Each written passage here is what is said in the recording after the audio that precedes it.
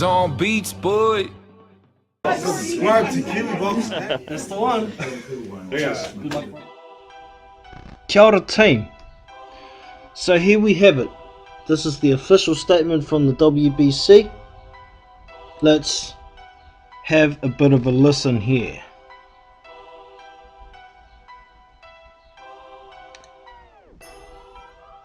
WBC orders interim title in heavyweight division.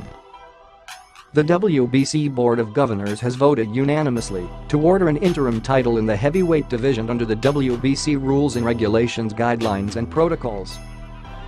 Dominic Breazeale, with a record of 21, became the mandatory contender of the WBC heavyweight division in November 2017. Breazeale, in an exemplary action, accepted the WBC's ruling to support the efforts to potentially finalize the fight between Wilder and Joshua throughout 2018, as well as accepting the WBC sanctioning of a voluntary defense of champion Wilder vs Tyson Fury, which took place on December 2018. The WBC's ruling during the annual convention addressed the Wilder vs Fury match, the potential Wilder vs Joshua match, as well as the status of the mandatory obligations of the division. After the sensational fight between Wilder and Fury, the very close, high-level fight which was scored a draw, and by the popular demand, the WBC accepted to rule a direct rematch. In order to provide activity to the heavyweight division and address the rights of Breazeale as mandatory challenger, the WBC is ordering a fight for the interim championship. The WBC is hereby ordering Dominic Breazeale to fight WBC silver champion Dillian Whyte for the WBC interim heavyweight championship. Dillian Whyte is the current silver champion and has defended with success his championship 3 times in 2018. A former WBC international champion with a record of 25-1 who has expressed, "I know that the road to the gold is the silver. I'm a proud WBC silver champion." The WBC is celebrating its 56th anniversary and will continue to work and mediate to try to make the best fights for the fans of the world, and we are extremely proud to see the tremendous excitement that exists in the heavyweight division all over the world. The free negotiations period has begun, and if there is no agreement between the parties, the WBC will conduct a purse bid in Mexico City headquarters on Tuesday, March 19, 2019. So there you have it. That's the official statement on the WBC website. Now, what does this mean? It means the fight's going to happen one way or another, for starters. Where's it going to happen? Who knows? Now, we know Dillian Whyte has a date booked at the O2 for the 20th of April. But that could be pushing timeframes. However, the teams have already been talking about a potential fight. Dominic Breazeale had expressed some interest in the fight, but he wanted it in the US. So now he doesn't have much of a choice. Dillian Whyte has Eddie Hearn behind him. We know Eddie Hearn's got some money. We know he can make Dillian Whyte make money with a pay-per-view event, as he's already proved in the UK. Dominic Breazeale is an undercard fighter, except for when he fought Anthony Joshua, which was the main event, and that was the one loss in his career.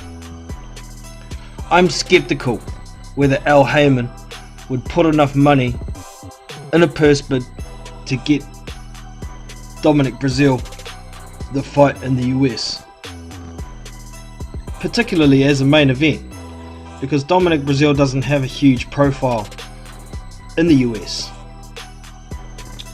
Neither does Dillian Whyte. I mean, he's fought there once against Malcolm Tan.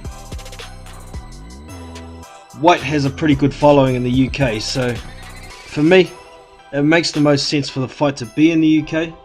However, the 20th of April may be pushing, considering the purse bid date was the 19th or 18th on Tuesday, March 19th in 2019. So that'd leave a month to prepare. But like I say, the teams have already been talking about a potential fight, So we know Dillian Whyte's already ticking over in the gym.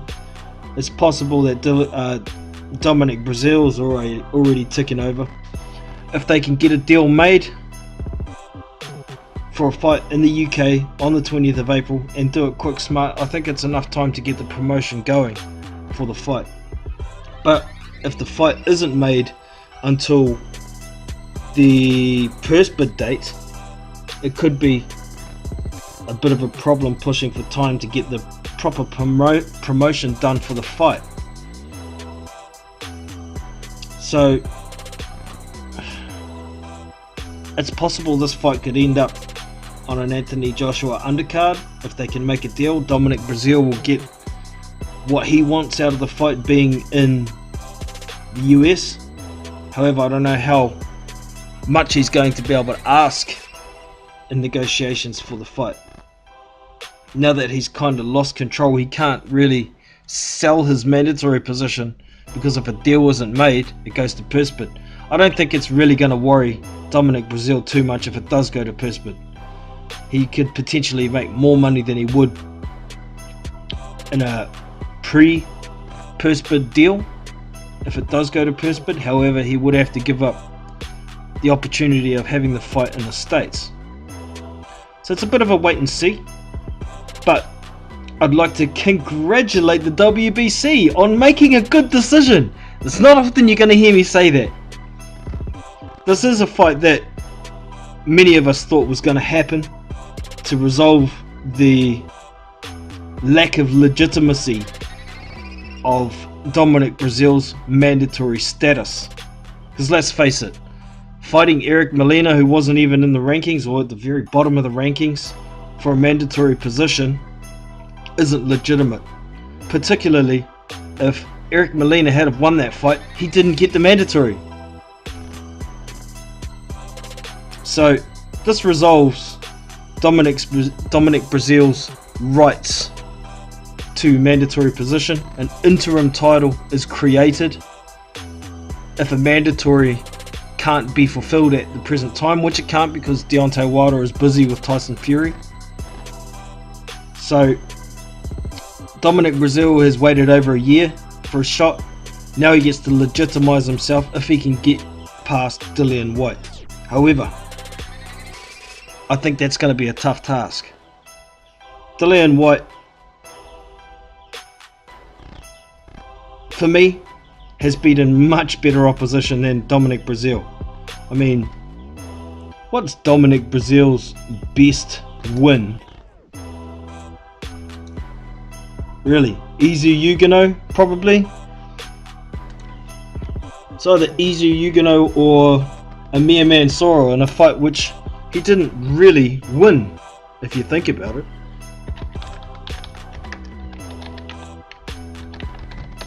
Let's have a quick look at his resume. So he's 21, he's 6'7".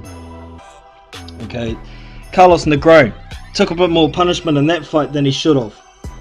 But credit to Carlos Negron, he did pretty well. Eric Molina, the fight that got him the mandatory position. Easy Huguenot, for me that was fight of the year in 2017. It was exciting as shit. Easy Huguenot eventually didn't get up after getting knocked down through sheer exhaustion. The fight before that was Anthony Joshua, where Dominic Breazeale got stopped in the 7th round. And previous to that was Amir Mansour, who retired on a stool because he bit through an artery in his tongue after he'd knocked Dominic Breazeale on his ass. Fred Cassie before that, tricky, but he's a journeyman. And I don't think it's really worth mentioning anybody else on Dominic Breazeale's record. No, not going to bother. So we'll go and have a quick look at Dillian Whyte. Dillian, the body snatcher Whyte. Here's his profile. 25-1 with his one loss to Anthony Joshua. His last fight was against Derek Chisora, the second fight.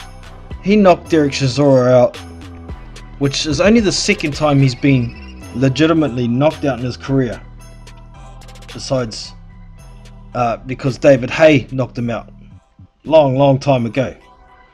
Joseph Parker, former world champion, who at the time had only lost one fight to Anthony Joshua, the current world champion. It was a tough fight for both guys. Dillian kind of took control after a head clash combined with a left hook that put Joseph Parker down. Parker kind of felt sorry for himself and wasn't boxing to his potential until later in the fight, and then Dillian Whyte got knocked down in the final round with seconds to go. So that was a very tough fight for Dillian Whyte. However, it was a win. Prior to that, former WBA regular title holder Lucas Brown, he knocked him out in spectacular fashion.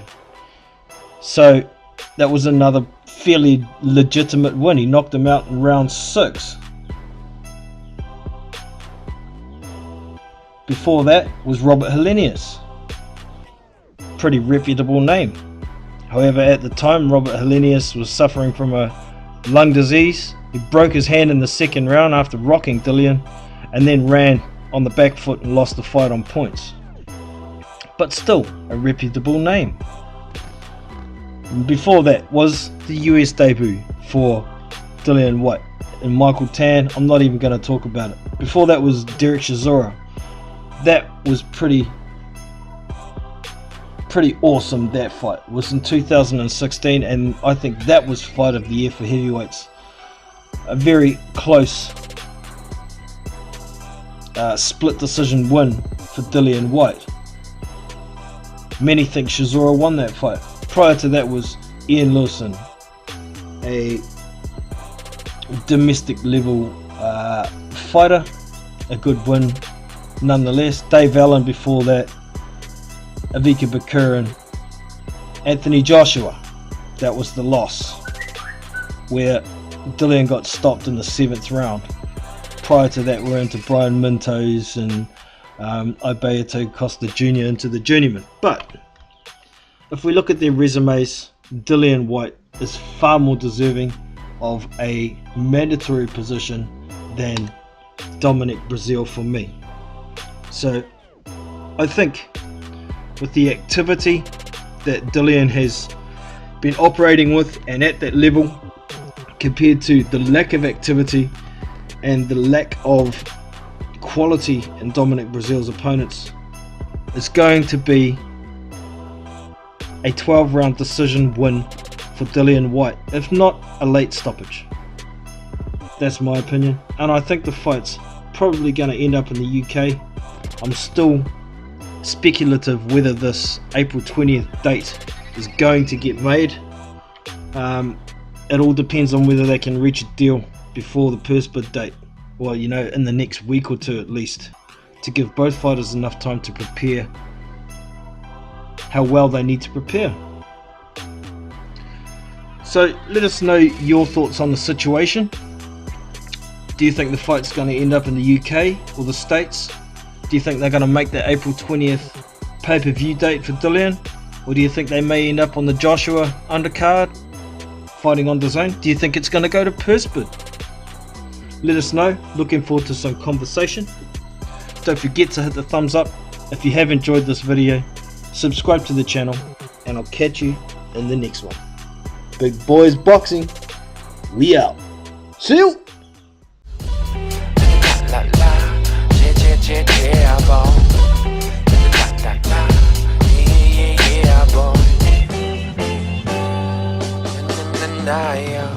Zone beats, boy.